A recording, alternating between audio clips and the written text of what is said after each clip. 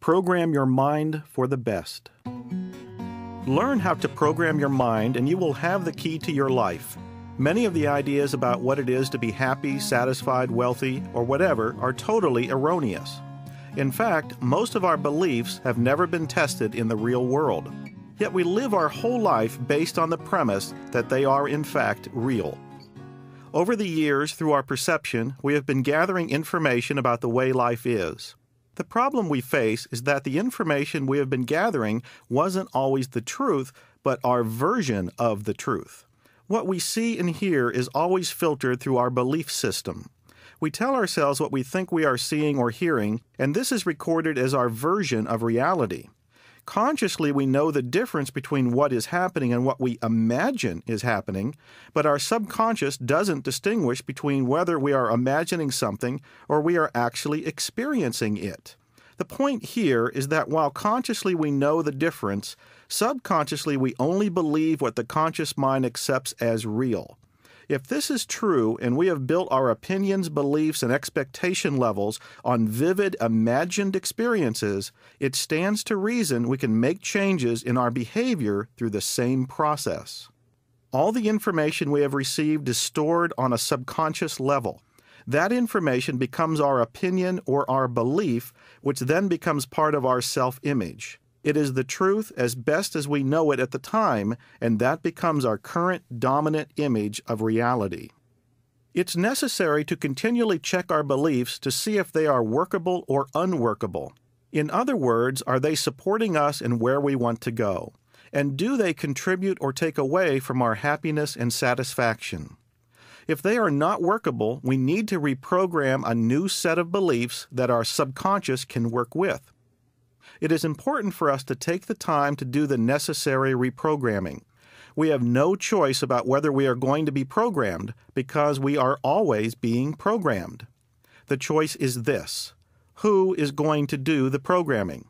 Are we going to do it, or are we going to let someone else do it for us?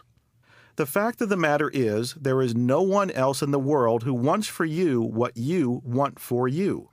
It is of the utmost importance that you do not allow others, no matter how well-meaning, to do your programming for you. Your subconscious will achieve anything you believe to be true for you. All religions are based on belief. Belief is the cornerstone of all the great achievements since the beginning of time. We need to remind ourselves that belief is the master, and we become the slaves in that the belief dictates the actions we take. But we can change our beliefs, and the exciting thing about this is that if we change our belief, which is the cause, we also change our experience, which is the effect or end result. We always have a choice about what we want to believe. We are never permanently stuck with old, unworkable beliefs. It can reasonably be said that belief is the most powerful force in the world. Belief is what allowed Helen Keller to overcome the incredible obstacles of being both blind and deaf. Belief enabled Einstein to carry on until he discovered the theory of relativity.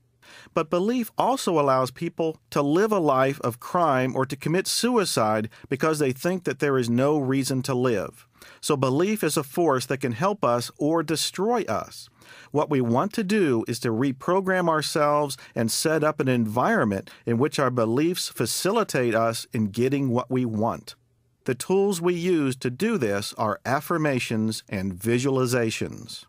The purpose of an affirmation is simply to surround ourselves mentally with thoughts that support a specific action or an experience. Affirmations have no relevance to the way things actually are right now.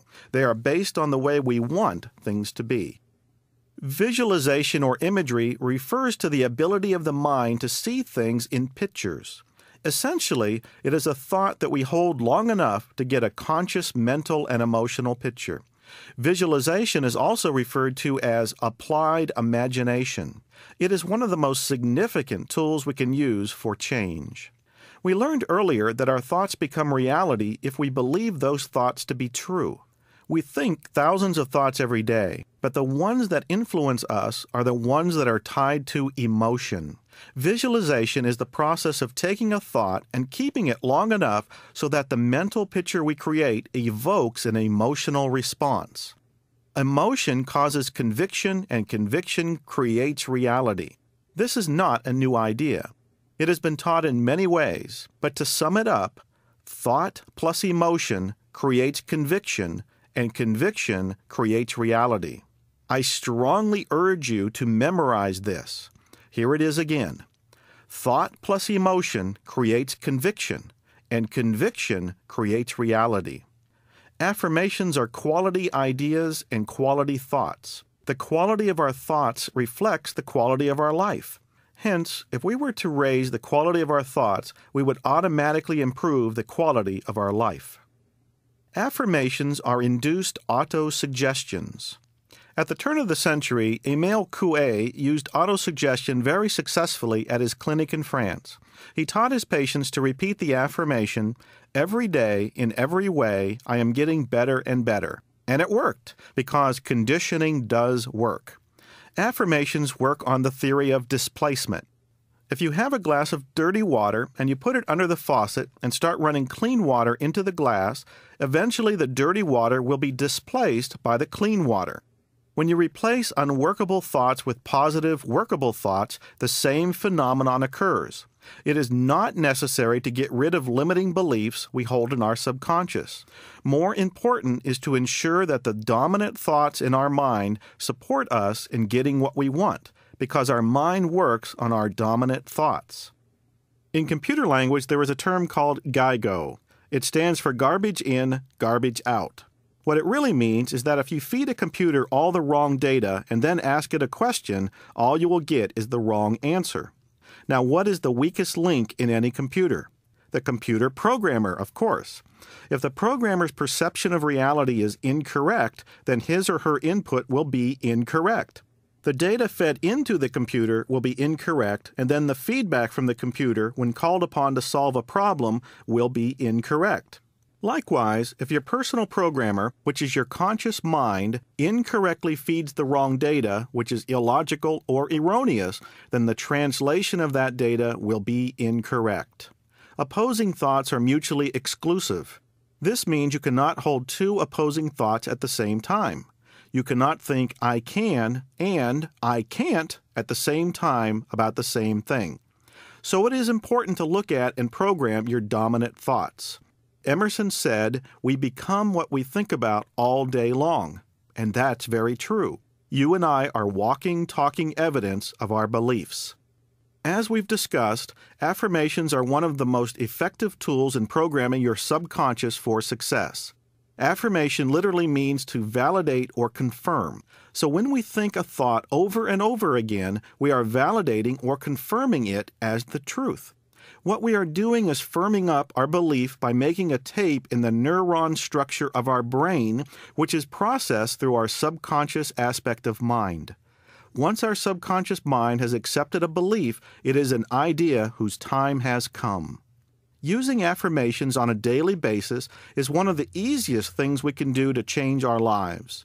Most of the people I know that have trouble with affirmations spend too much time judging whether or not they are doing their affirmations correctly. You will learn an easy method to imprint your affirmations in Section 7, but all you need to know right now is that it is easy to do. To achieve the best possible results, it is necessary to combine our affirmations with imagery. It can be said that every thought we think is a picture within the mind. If I mention a dog, you see a dog in your mind's eye. If I mention an abstract word such as courage, you must mull it around in your mind until you are able to reduce the abstraction to a mental picture of what courage means to you. You've probably made the statement, "I'm unable to get the picture," when communicating with someone. If you are confused and don't understand what someone is trying to tell you, you are unable to get the picture. Imagery or visualization is a process of holding a thought in your mind until it creates a mental picture or image. The mental picture or image allows you to be there, to experience it in your mind. This is known as applied imagination. The difference between affirmation and imagery is that affirmations are conscious thoughts you choose to think about. Imagery goes a step further. It takes those thoughts and dwells upon them until they generate emotion and belief. Imagery or visualization is not daydreaming. Imagery is a conscious process that has predetermined attitudes and beliefs that are used to support achieving a certain end result or goal. The purpose of visualization is to build the necessary confidence to take action. Daydreams are generally a diversion from reality and are not predetermined conscious thoughts that support attitudes or beliefs. The reason imagery works is that the human brain and nervous system, working in tandem, form a stimulus-response mechanism, which reacts automatically to problems and challenges. Visualization records memory and develops beliefs and attitudes without the actual event even taking place. It allows us to record in our subconscious mind the data we wish to have as our version of reality. Remember, what we believe to be true is true for us. This is possible because our subconscious mind cannot distinguish the difference between an actual experience and one that is vividly imagined. If we imagine something with vivid intensity through the direction of imagery, our subconscious accepts it as though it were actually happening. Once our subconscious accepts what we are imagining, everything we experience after that will relate to the newly formed belief or image. The key to successful imagery is to put as much emotion into the picture as possible. Arouse a deep inner desire. Be enthusiastic and keep running the picture over and over again. Your present beliefs were formed by thought plus feeling. So, if you put enough emotion into your new thoughts, they will automatically cancel out the old thoughts through dominance.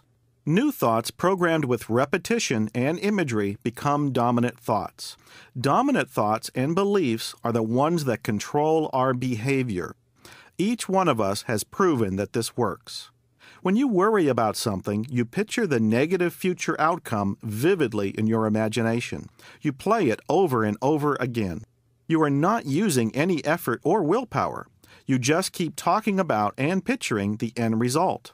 Whatever you are picturing has not happened yet, but you keep forming the picture and the imagery of it happening. The fact that you have accepted that the negative outcome is possible and have constantly been replaying the picture and thinking of it as an already established fact makes the image appear more and more real. After a period of time, you automatically generate the emotions that conform to the image. You begin to experience fear, anxiety, discouragement, tension, and depression. All of this turmoil was created out of an imagined experience. Whatever you expect to happen is determined by the thoughts you dwell upon, plus the intensity of the emotions behind those thoughts. It is worth repeating that our subconscious does not question the validity of the data we present to it. It merely processes it and attracts to us what we believe to be true. If we are using imagery to change habit patterns, we must see ourselves acting and reacting the way we want to be in the future. It doesn't matter how we acted today or yesterday. Once our subconscious gets hold of a new thought, our brain-mind, functioning together through our central nervous system, will take over, and we will automatically assume the new behavior patterns. The key is to be able to picture or imagine the end result so vividly that it appears real.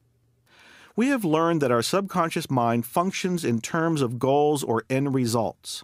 Once the subconscious has accepted an idea, you can absolutely depend upon it to take you to that goal. If we will supply the end results, our subconscious will supply the how-to. It will show us how to reach that end result. Think of the end results in terms of present possibilities. They must be seen so clearly that they seem real to your brain and nervous system. The ultimate aim of affirmation and visualization is to evoke the feeling that the goal is already achieved.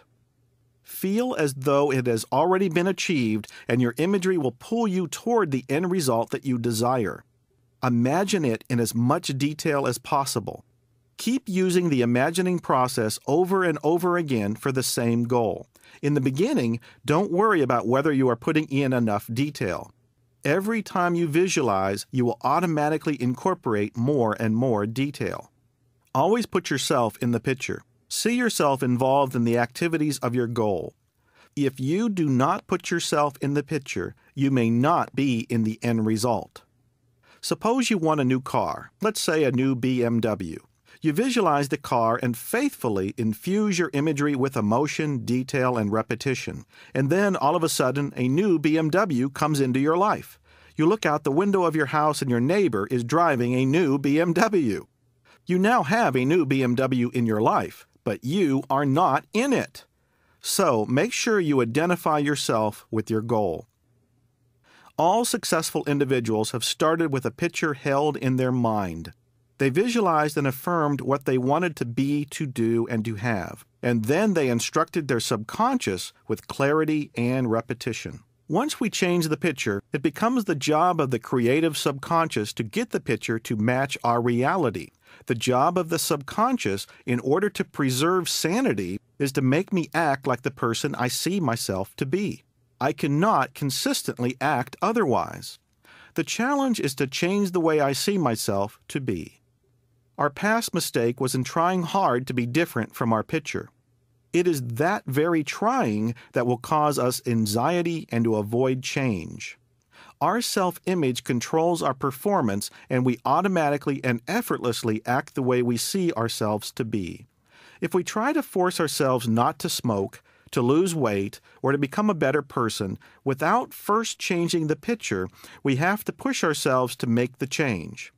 As long as we consciously focus on the change we desire, we do all right.